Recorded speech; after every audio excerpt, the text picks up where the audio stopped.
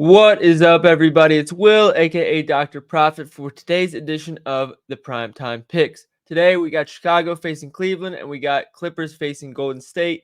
Yesterday's Primetime Picks lay went 2 for 3, with Nurkic getting 2 early assists and then not getting a single one the rest of the game, despite Beal being ruled out. Maybe that helped, maybe that hurt. I don't know, but it's a new day. We got new games to bet on. I'm going to go through my analysis, like always, and then at the end, I'm going to give you guys my favorite picks. So let's get into it. We're going to start off with Chicago and Cleveland. So let's get this going here. As always, we'll go start with the assists and rebounds since that always takes the quickest. We'll check the last 7 games because that's kind of when Mobley and Garland kind of got in the mix for the Cavs. So in terms of assists allowed per game, we see the Cleveland Cavaliers are allowing the 4th least in the NBA.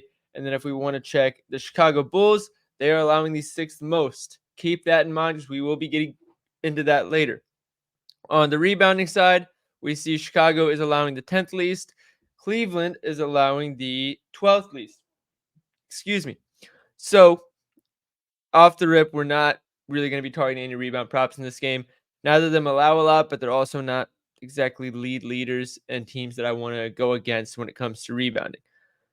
We can check offensive rebounds real quick as well. Just check out the putbacks. Cleveland is allowing more than they should.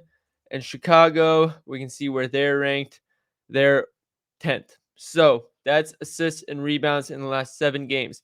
Now let's get into the fun part. Where are the shots coming from against them? So we'll go to general here, and we'll go to catch and shoot. Field goals allowed. We'll go last 10 games.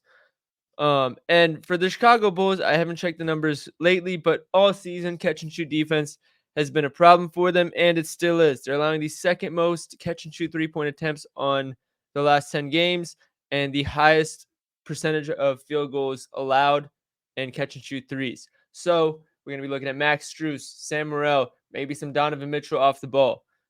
On the Cleveland side, I believe they're on the opposite end of the spectrum. I think Mobley being in actually it solidifies their interior defense a little bit more, but it means that they give up a little bit more on the outside. So it actually doesn't surprise me that although they're still better than average, they are giving up more than they were before Mobley came back. So that's catch and shoot shooting. Let's go check pull-up shooting. Again, last 10 games. We can see Cleveland, they're allowing more than normal, and if you look at frequency, it's even higher. But on the field goal percentage, that's the round league average. So they're allowing a lower efficiency, but they're allowing enough to where I wouldn't target or go against them. That's for threes. In the 2-point department, we can see not much different, honestly. Field goal attempts, pretty middle of the pack. And then if we want to check percentage at 38.9, they are allowing one of the lowest efficiencies. However, for pull-up shooting, for me, it depends more on the player than the matchup. The matchup does have something to do with it if you have a good defender, but like DeMar DeRozan, Kevin Durant, the people who really rely on the mid-range, it's really more about whether they're knocking it down or not rather than how the defense is playing them, at least in my opinion. On the Chicago side, however, they're right around league average for pull-up twos allowed. And then for pull-up threes, they're not allowing a lot. And again, a lot of that probably has to do with how bad their catch and shoot defense is. They're probably attacking the ball handler a lot and allowing a lot of kickouts and stuff. So let's check defense less than 10 feet from the basket. We're going to have Cleveland. You'd expect them to be better with Mobley and Allen in the mix. But at the same time, that frequency or the percentage, in terms of efficiency, they have the most efficient interior defense in the NBA when you look at field goal percentage. That one is largely defense, in my opinion. I know pull-up shooting, it depends on the player, but field goal percentage within 10 feet, how contested are these layups? Are these dunks you're giving up? Are these pull-up mid contested shots within 8 feet? Like, they're very different. So I think that is a very important stat. And to nobody's surprise, there are some pretty bad defenses the last 10 games leading the charge in efficiency. With Hornets, Magic haven't been great. They're probably the only one on this list that is a somewhat decent defense. Raptors have not been good inside. Pirtle's been helping a little bit on the frequency, but not the efficiency. Hawks have been horrible. 76ers without Embiid haven't been good. Grizzlies haven't been good. Pelicans is surprising to be in here, but then Pistons, Blazers, Wizards, like it's not surprising. So, what do we get out of this so far without looking at any other stats? Target catch and shoot against Chicago, or in my case, I'm going to be looking at Darius Garland assists. And then against Cleveland, you don't want to target, in my opinion, you don't want to target any overs. Take that with a grain of salt because I am a Cavs fan. But in terms of some unders, anybody who relies on driving to the basket and finishing with efficiency there, like let's say they're only taking like 9, 10 field goal attempts a game and 7 or 8 of them are inside, those are the ones I'd target the unders on for Cleveland. Especially if you go and look at the game logs, which we can do at the end of this, forwards specifically, they don't have a bad record against Cleveland. Your Tobias Harris, Scotty Barnes, Mikal Bridges, those type of players. But if you look at where they're doing it, it's way more. They're taking way more threes than they usually take. They're not doing it inside. So any forward that is just not really capable of consistently taking shots from deep, they are good targets for the unders in this matchup. Now, I talked about just shot areas of the court. Now let's go check different play types. So we can see here, Chicago Bulls have the third best defense against ISO. Doesn't surprise you when you look at how good they were versus pull-up shooting and how bad they were versus catch and shoot. Not good for Donovan Mitchell. We can check the Cleveland side. They're also a top 10 team against the ISO. And the other thing we can check too is free throw frequency, because for some players like your Shays, your Luka, matters a lot. Cleveland is allowing the lowest free throw frequency against ISOs, and Chicago on the other end, I don't know the exact number, but they're better than average. So let's go check transition. And if you check my last video, I mentioned when I look at transition, I don't like to look at efficiency. I like to look at the amount of points they're giving up, because how often teams get in transition honestly matters more to me compared to how efficient they are. So we can look at the transition buckets they're giving up. Chicago Bulls allowing the fourth least transition points per game. Cleveland Cavaliers not too far behind at eighth. So you don't want to target transition. It's probably going to be a slower paced game. Now let's check how each team defends the pick and roll. We're going to look at the ball handler first. Cleveland, the number one defense against the ball handler in the pick and roll. Not good for your Kobe Whites and your DeMar DeRozans. The Bulls, third best. Not good for Darius Garland scoring or Donovan Mitchell scoring. Maybe even mix in some Karis LeVert in there. Might struggle as well. Now let's go to the roll man. And again, this is going to solidify even more why I like Garland. The Chicago Bulls are the worst defense against the pick and roll man, and they're bad against catch and shoot, and they allow a lot of assists. How does that not scream Darius Garland assists? But we'll get into that later. Chicago Bulls very bad against the roll man. Cleveland, on the other hand, they are a top 10 team against the roll man in terms of points per possession allowed. Now, the last thing I like to check is handoffs. Doesn't matter as much for these two teams, but let's cross our T's and dot our I's. Cleveland, they're a little bit worse than middle of the pack. They're the 13th worst defense against handoffs. And Chicago is right around that same tier. I think that would be 4th or 15th. I don't know. This might be 12 and this might be 15. I don't know. Or 14, sorry. Regardless, they're both pretty much average, and neither one of them runs it that much. Actually, I think the Cavs run a little bit, but again, doesn't matter too much. They're both mediocre.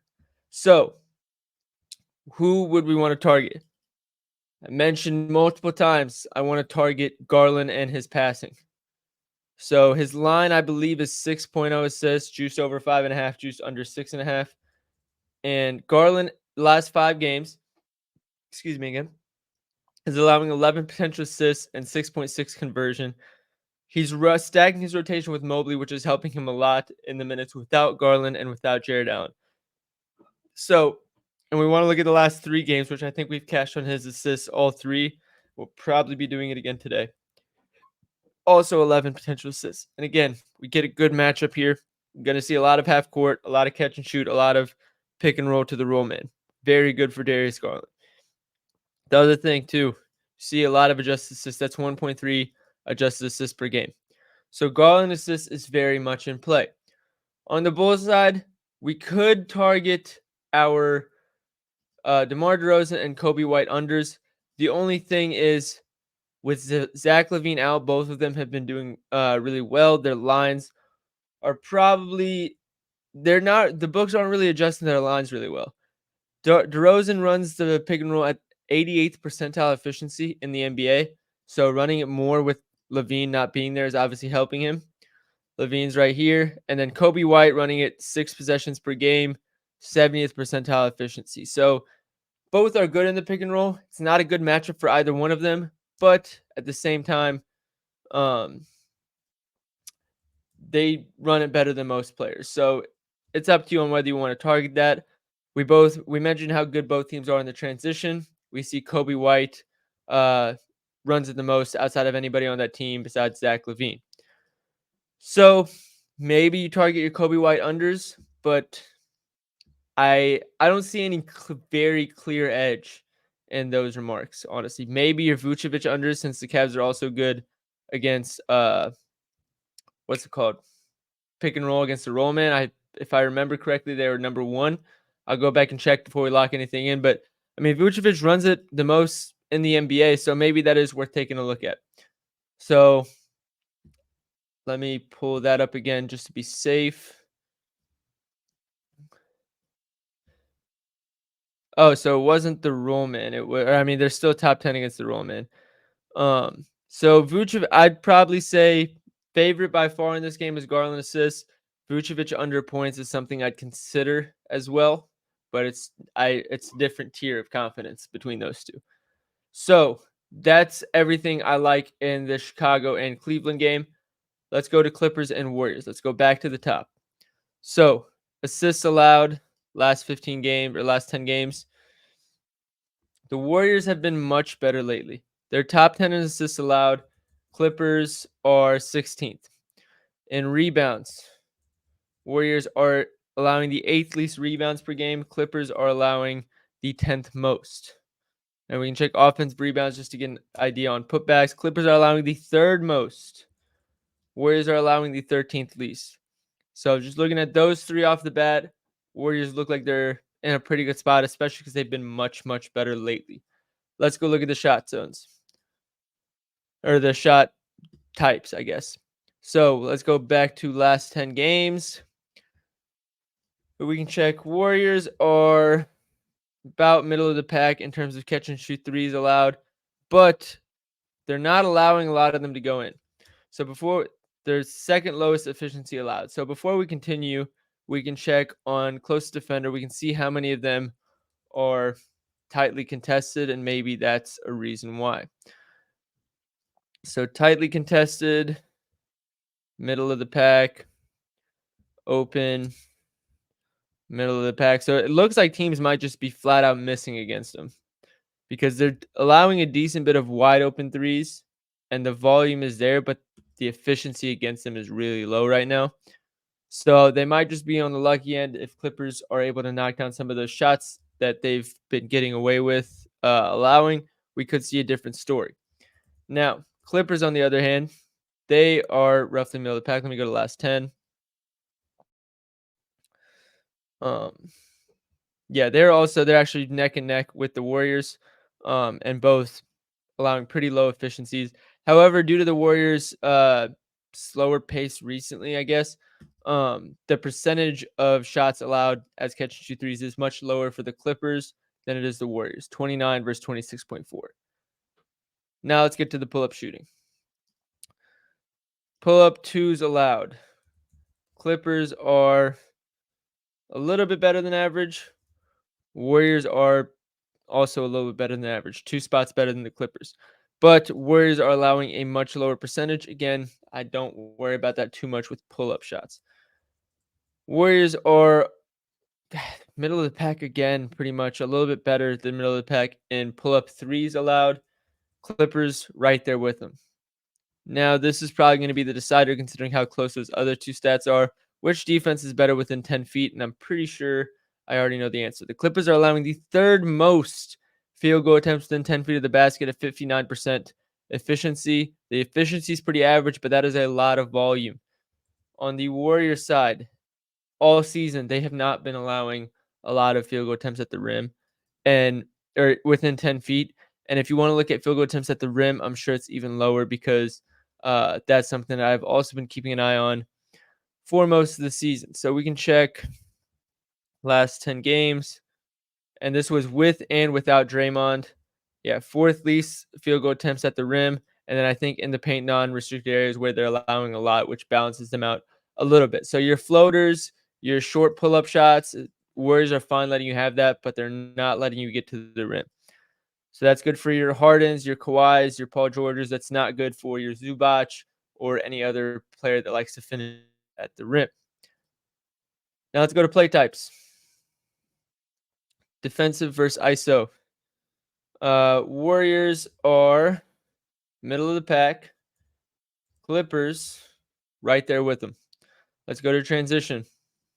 This is season stats. I can't filter this for time periods, so take most of these with a grain of salt because I've been talking about how much better the Warriors have been lately, but they allow the fourth most transition points per game, and the Clippers allow, what is that, 4, 5, 6, 7, 8, ninth most points in transition per game. Both are pretty bad in the efficiency department allowed as well. Now let's go to pick and roll. Let's check percentile. Warriors are middle of the pack in percentile. I want to see score frequency. Also pretty much middle of the pack. We can check Clippers as well. They are an above average defense. I think that's eighth best. I'm doing my number if I'm counting right. I'm trying to go quick. 3, 4, 5, 6, 7, 8. All right. And same with score frequency. So you don't want to take your pick and roll ball handlers against the Clippers. Eighth best is pretty good. If you're leaning a player under in the pick and roll, then it's worth a look. Now against the rollman, however, Clippers are second best in the NBA. Not ideal for Curry, but he gets his assists in a pretty mixed bag. It's not really just pick and roll. It's not just swinging the ball around. So that's a little less predictable. And if we want to check the Warriors defense, middle of the pack against pick and roll rollmans. We can check handoffs, which I'm pretty sure we can check real quick.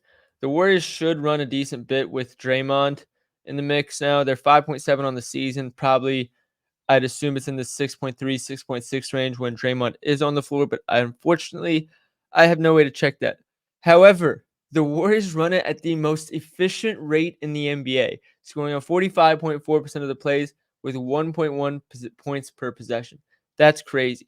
Clippers, I don't believe they run it that much, but we can check. Yeah, 2.9 possessions per game is really nothing. That's actually the lowest in the NBA. So we'll go to defense and we'll check how the Clippers do against handoffs. And unfortunately, they are very good, that's not good for the Warriors.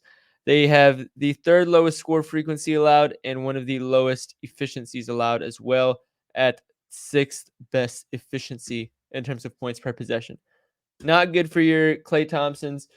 Again, Curry can score any way he likes, so it's really you're focused on your Klay Thompsons, your Moses Moody's. Those are going to be a little more difficult to come by.